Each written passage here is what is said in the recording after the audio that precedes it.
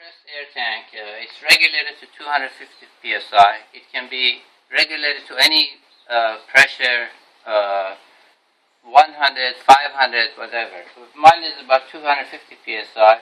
This is an ignition device that makes ignition inside of this combustion chamber. This is a fuel pump. I'm using alcohol.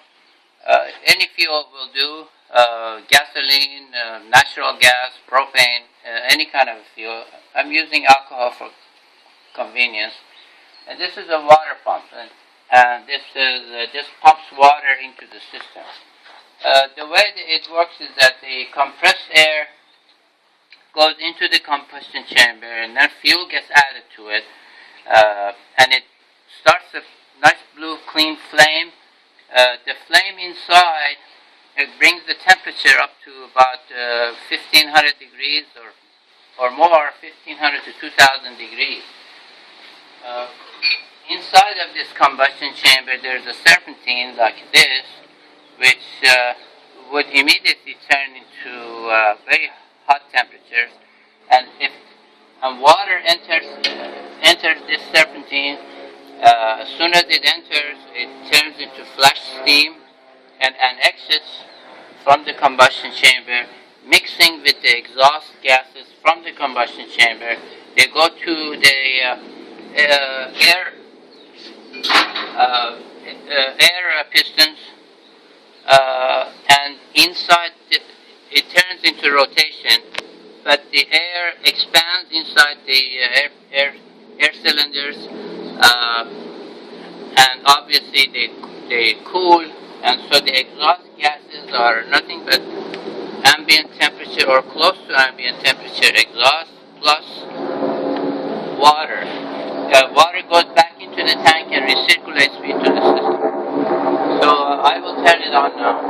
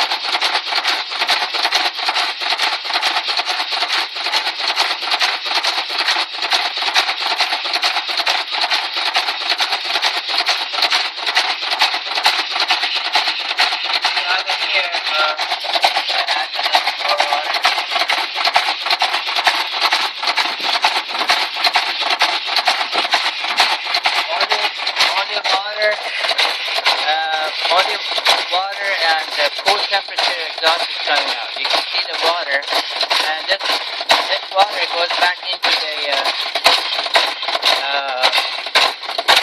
tank and recirculates. So what happens here is that I'll turn it off so I can explain.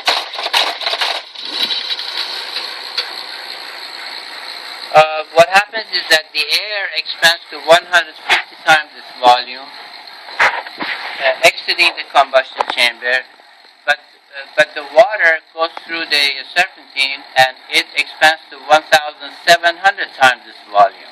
Takes some of the hot temperature away from the inside of the combustion chamber, but it turns the water into quite a lot of volume.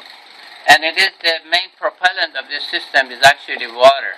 But if you look at this entire system, there is no place at all where any heat goes into the atmosphere. The combustion chamber can be insulated much like this old combustion chamber. The motor itself could be insulated much like this. It goes on top of that. And it also outside could be insulated. So there's nowhere where any heat is being wasted. All the heat is being used, or nearly all the heat is being used to turn fuel into rotation. This is the most efficient system has ever been created. Thank you.